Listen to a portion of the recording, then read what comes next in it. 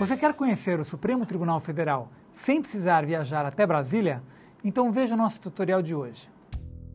O STF, Supremo Tribunal Federal, é a mais alta instância da justiça brasileira. Em sua página na web, qualquer cidadão tem acesso à visualização completa do andamento de seus processos, a tabela de custos e muito mais.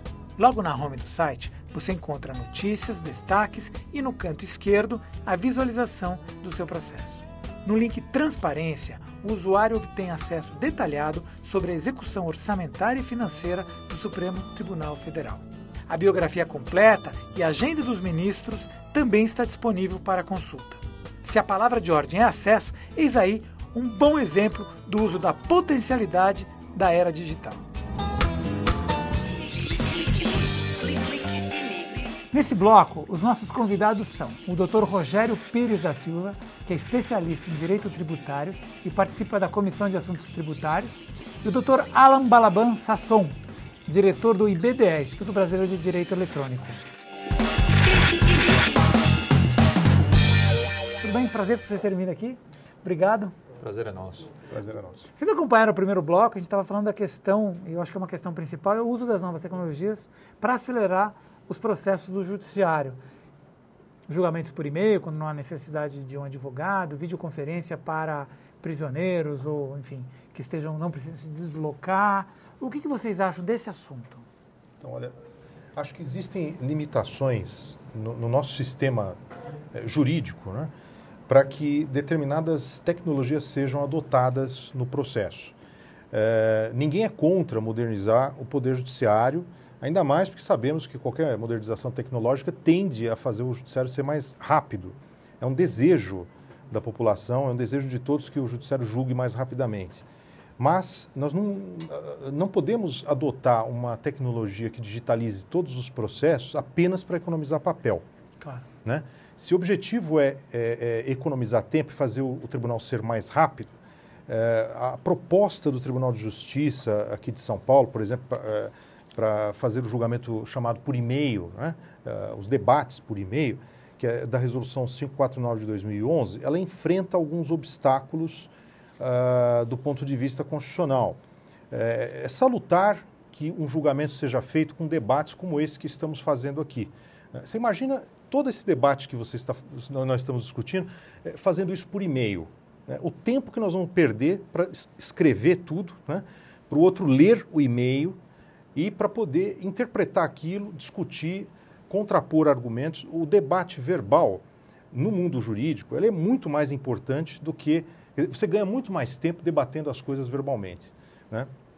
E isso também tem uma necessidade do nosso ordenamento jurídico de que o debate seja verbal.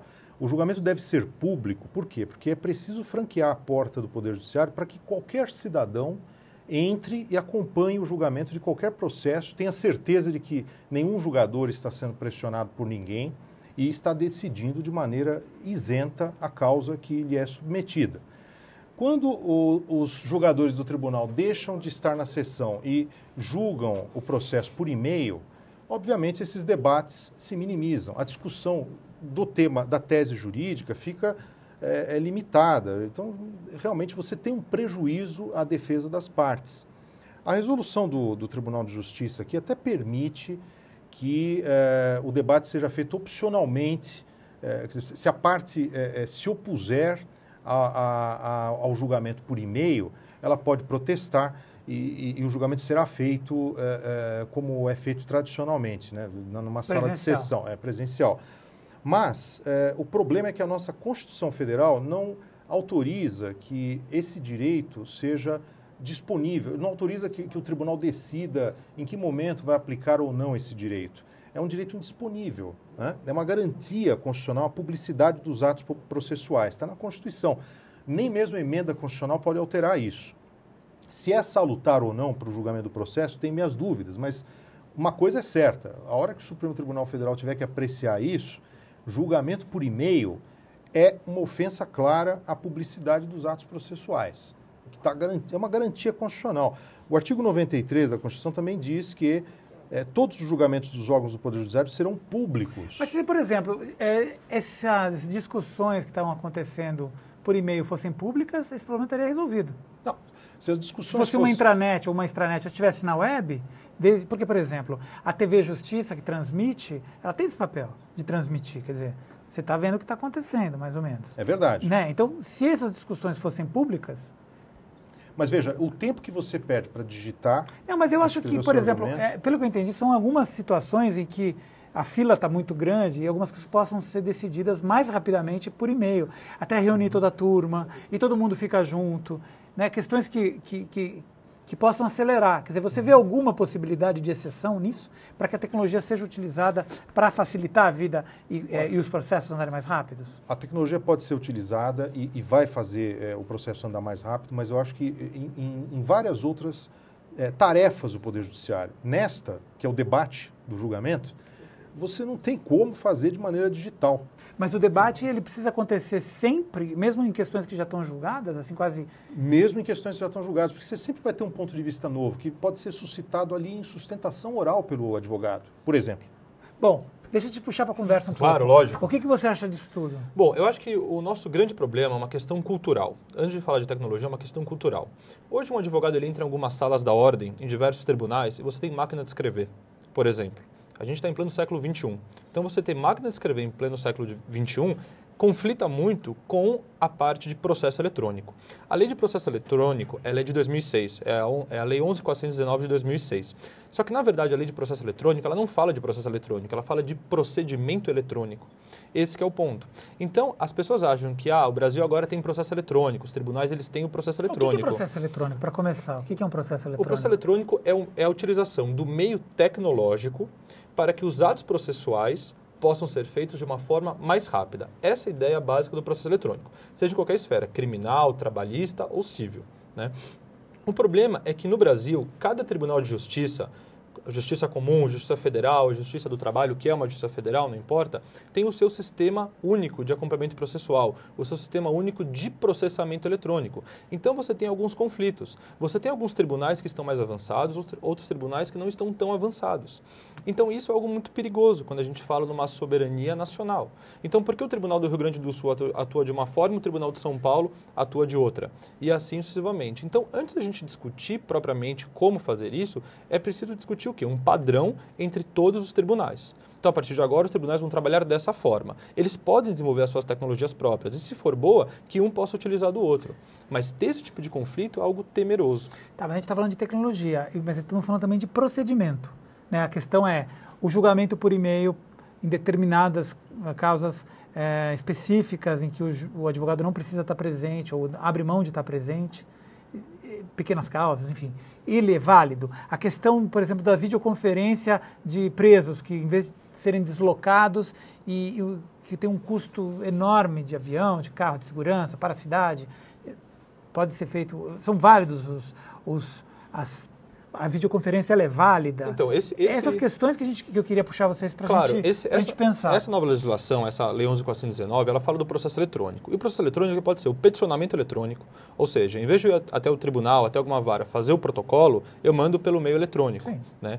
A parte de videoconferência, ela é extremamente válida, desde que a gente tenha amparo para que isso seja feito. E existe esse amparo? Já existe e já é feito. A Justiça Federal do Rio de Janeiro, por exemplo, as pequenas causas da Justiça Federal do Rio de Janeiro, ela só atua como? Através de videoconferência. Aqui em São Bernardo do Campo, existe um projeto piloto nas varas do trabalho para que todas as audiências elas sejam filmadas. Isso já é um passo muito grande comparado do que era feito antigamente. Filmadas ou transmitidas? Primeiro filmadas, porque a ideia é que sejam feitos projetos pilotos. Então, se você consegue filmar, se você consegue ter uma interação, acredito eu que o Tribunal de São Paulo, que é da segunda região, ele passe para uma segunda posição, que isso possa começar a ser utilizado pela internet, porque uma audiência ela é pública, a não ser que ela esteja em segredo de justiça, é uma audiência pública. Então, a pessoa, da mesma forma que o seu telespectador acompanha a gente pela internet, alguém que tem curiosidade pode entrar no site, no link do tribunal e acompanhar isso. E mais para frente, mais para o futuro, que a gente possa interagir. Então, eu sou advogado, eu fico aonde? No meu escritório. Eu posso fazer uma audiência através de uma certificação digital que pode existir à época, o juiz pode até estar na sua própria residência, né, e o autor e as outras partes. Isso não há problema algum, desde que todos saibam utilizar o meio eletrônico. Por isso que é um problema cultural. É verdade. Os debates, eu acho que podem ser feitos A videoconferência é importante, é um mecanismo que acelera o julgamento, sem dúvida nenhuma, mas eu acho que tem causas que atrasam o julgamento no judiciário muito mais relevantes. O Estado é o principal cliente do Poder Judiciário, né?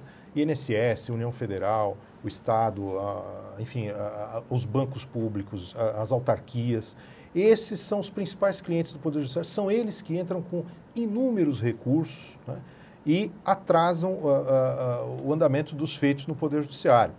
Não é uma sustentação oral, não é o debate dentro da sala de sessão que atrasa o julgamento, né? Aliás, o Poder Judiciário mesmo é um órgão que tem servidores públicos que tem inúmeros feriados, pontes e tal, tem férias de juízes, tem um monte de coisa que faz com que o Judiciário, às vezes, não trabalhe, né? E você vê que a própria greve do Poder Judiciário, às vezes, nem é percebida, porque o processo anda tão lentamente quanto andava quando não havia greve. Então, o Poder Judiciário tem várias causas para serem combatidas, para que ele possa julgar mais rapidamente os processos. E o importante, nós não queremos que o processo seja julgado mais rapidamente, mas com injustiça, né? Não adianta julgar sem debates, né?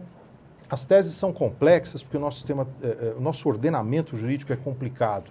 E por isso os debates devem ser, às vezes, até acalorados, é preciso discutir, rediscutir as coisas, para que quando chegue no tribunal de cima, na última corte, você já tenha uma posição extremamente debatida, e para isso você precisa dar liberdade às pessoas de recorrerem, de discutirem, de ampliarem as discussões. Ninguém é dono da verdade, né?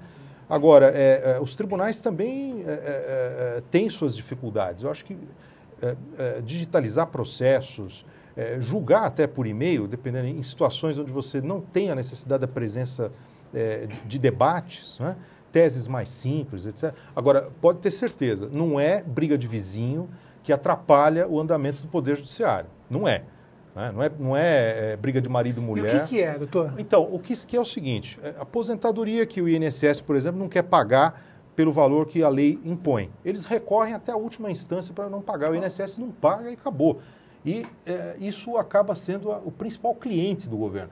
O fisco cobra um tributo que é indevido, todo mundo tem que entrar com ação em juízo para reaver o tributo. O fisco recorre até a última instância e não vai devolver enquanto não chegar na última instância. E isso representa, sei lá, 60%, 70% do volume dos processos do tribunal. Não é o cidadão comum que é cliente do Poder Judiciário, né? Não é qualquer briga que é levada ao Poder Judiciário. Claro, é o caso dos precatórios, né? O caso dos precatórios. Ninguém paga precatório, que é uma coisa mais desrespeitada do que o precatório. Aliás, a emenda constitucional que estabeleceu nova regra para o precatório, já a partir do pressuposto que o Estado não devolve mesmo o que lhe é pago indevidamente, já estipulou que deve ser pago em 10 parcelas anuais. E nem isso é respeitado. Né? Tem gente que morre, não recebe, os herdeiros não recebem, né, o que lhe é devido. É mais fácil receber de uma empresa privada, etc., do que do Estado. O Estado... Bom, eu estou com a nossa convidada aqui, é a Darlise Almi. Tudo bem, Darlise? Você está em Sorocaba? Isso mesmo, estou aqui em Sorocaba. Boa tarde a vocês. Boa tarde. Você está acompanhando a nossa discussão? Para você, como é que a internet está facilitando a tua vida aí em Sorocaba e como é que você gostaria que os processos fossem para que você pudesse ficar aí no conforto de Sorocaba e não tivesse que vir a São Paulo? Veja bem, aqui em Sorocaba nós não temos ainda a instalação completa do processo eletrônico. Nós temos o acompanhamento pelo site do TJ, mas não o processo eletrônico em si. Em Salto de Pirapora, que é distrital aqui, nós temos o processo eletrônico e facilita muito, muito, porque o acesso à parte, ao cidadão, é completo. Há alguns anos eu estava me lembrando, enquanto eu ouvia os colegas falando aí, que alguns anos atrás o acesso ao processo era basicamente do advogado. Nós tínhamos o controle total. Hoje não, o seu cliente pode abrir um site e pesquisar ali o processo dele, em Salto, por exemplo, na íntegra, com certidões, com despachos de juízes. Para mim isso é ideal, facilita muito o nosso serviço e mais, eu acho que a fiscalização do cidadão da efetiva entrega da justiça. Ele tem um acesso muito maior do que o controle anterior, que era só por fichas, que você não tem a visualização efetiva do processo. Muito obrigado pela sua participação. Imagina. Fique aqui que daqui a pouco a gente volta. Para ficar ligado no Clique Ligue, anote o nosso Twitter, é @RedeTVT. E participe também da nossa comunidade no Facebook, é só buscar por Rede TVT. Vamos fazer esse pequeno intervalinho e voltamos já já.